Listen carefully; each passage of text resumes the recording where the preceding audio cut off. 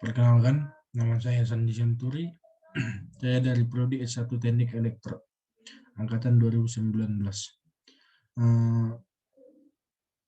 Saya dari kelas S1 TE03A, NIM 19107001. Cita-cita saya ingin menjadi orang yang berguna bagi keluarga, orang-orang terdekat, dan masyarakat semua.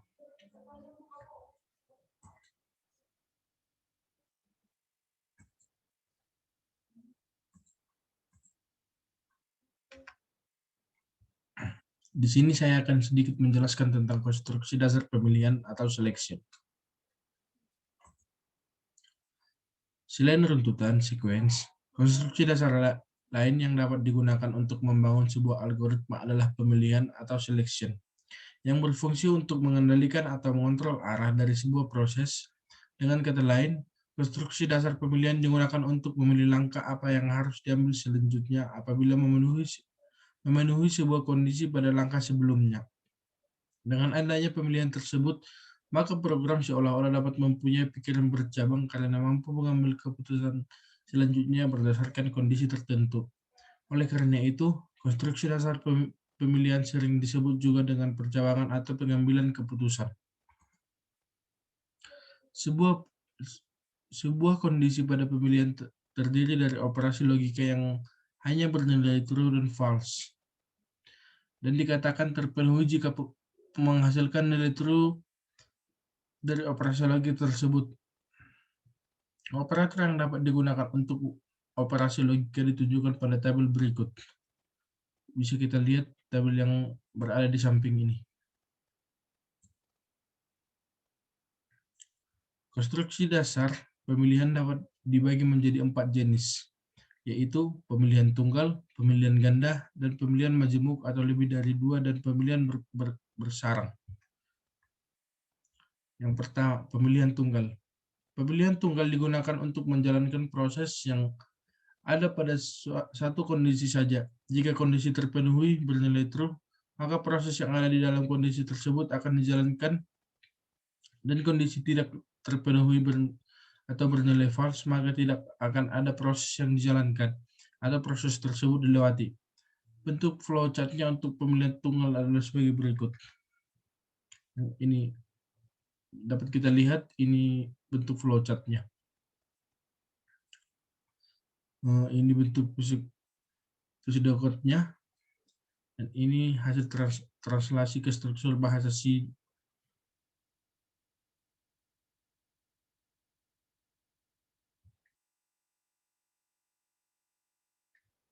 Kita berlanjut ke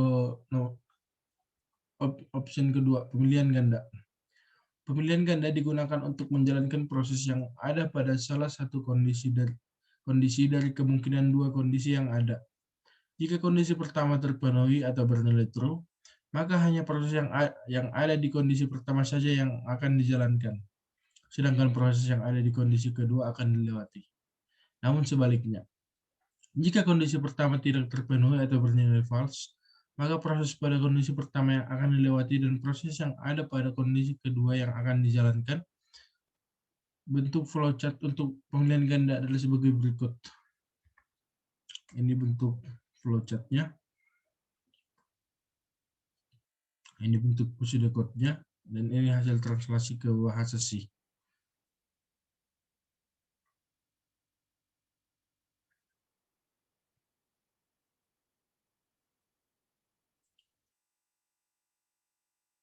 Kita lanjutkan. Opsi nomor 3, pemilihan majemuk. Pemilihan majemuk digunakan untuk menjalankan proses yang ada pada salah satu kondisi dari banyak kondisi yang ada. Jika kondisi pertama terpenuhi bernilai true, maka hanya proses yang ada di kondisi pertama saja yang dijalankan, sedangkan proses yang di kondisi yang lain akan dilewati. Namun, jika kondisi pertama tidak terpenuhi atau bernilai false, maka kondisi berikutnya akan diperiksa sampai diperoleh kondisi yang diminta terpenuhi, dan proses yang ada pada kondisi tersebut akan dijalankan, sedangkan proses yang ada di kondisi yang lain akan dilewatkan. Ini bentuk flowchart-nya.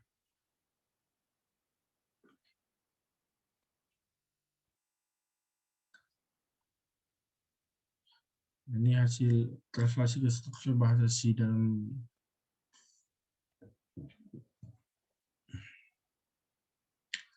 selain menggunakan struktur else, pemilihan majemuk juga dapat dilakukan dengan menggunakan struktur switch case sebagai alternatifnya. Namun struktur switch case hanya dapat digunakan untuk kondisi perbandingan sama dengan, tidak dapat digunakan untuk kondisi yang membandingkan lebih besar sama dengan, lebih kecil, atau lebih kecil sama dengan. Selain itu, struktur switch case hanya tergantung pada satu variabel saja, dan kondisi yang diperiksa harus berupa data integer, karakter, atau boolean. Oleh karena itu, tidak semua bentuk if-else dapat diubah menjadi switch case, tetapi semua bentuk switch case dapat diubah menjadi if-else. Bentuk pseudocode untuk pemilihan majemuk dengan menggunakan struktur switch case adalah sebagai berikut.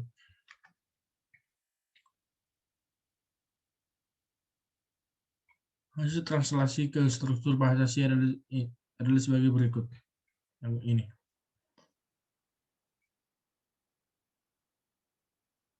Ini hasil pseudocode-nya. Kita bahas yang terakhir. Pemilihan bersarang. Pemilihan bersarang terjadi ketika struktur pemilihan juga terdapat pada instruksi yang ada di dalam suatu kondisi pemilihan. Dengan kata lain, terdiri struktur if di dalam struktur if sebelumnya. Nested if. Jika kondisi if sebelumnya atau kondisi 1 terpenuhi, bernilai true, maka kondisi if yang ada di dalamnya atau kondisi 2 akan diperiksa dan instruksinya di dalam kondisi 2 yang terpenuhi akan dijalankan. Dan ini bentuk flowchart-nya.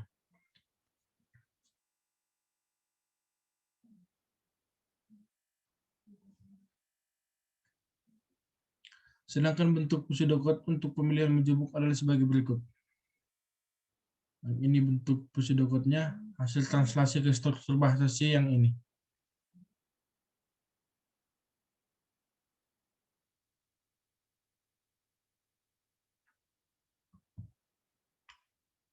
Untuk flowchart yang akan saya bahas yang ini. Bisa kita lihat.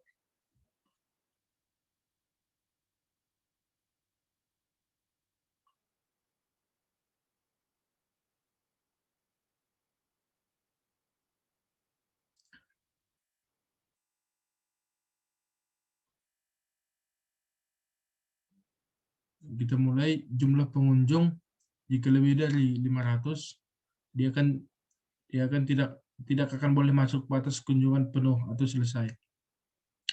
Jika lebih besar dari 400, pengunjung hampir penuh tetap jaga jarak dan patuhi protokol kesehatan. Jika tidak, silakan masuk dan tetap jaga jarak dan patuhi protokol kesehatan. Selesai. Ini program yang saya buat. Include Ustream, hosting namespace std, integer main, integer pengunjung, cout, jumlah pengunjung yang datang, cin, pengunjung, if pengunjung lebih besar dari 500, cout, Anda tidak boleh masuk. Cout-nya batas kunjungan penuh. Else if pengunjung lebih dari 400. Cout pengunjung hampir penuh. Cout tetap jaga jarak dan patuhi protokol kesehatan. Else cout silahkan masuk. Cout tetap jaga jarak dan patuhi protokol kesehatan. Coba kita run. Jumlah pengunjung yang datang, jika kita buat jumlah pengunjung yang datang 100, maka silakan dia akan terprogram silakan masuk, tetap jaga jarak dan patuhi protokol kesehatan. Jika kita lakukan percobaan sekali lagi, kita coba 400.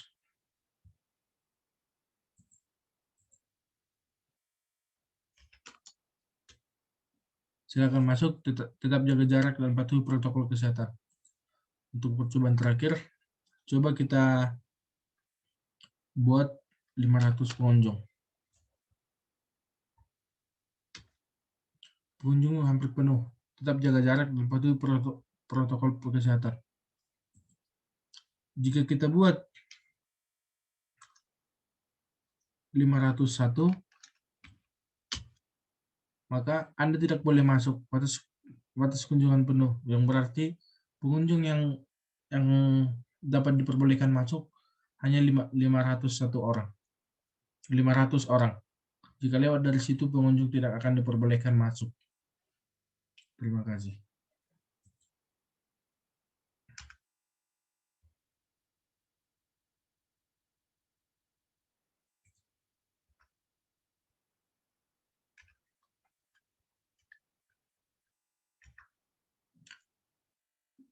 Everyone has time to process their own. Just take it easy and wait for your process to arrive. Everything will be fine in time. Greetings, Andi Arsanturi. Thank you. Jika ada kata perbuatan atau tindakan yang salah, saya mohon maaf. Dan jika ada kesalahan, tolong dimaafkan. Terima kasih.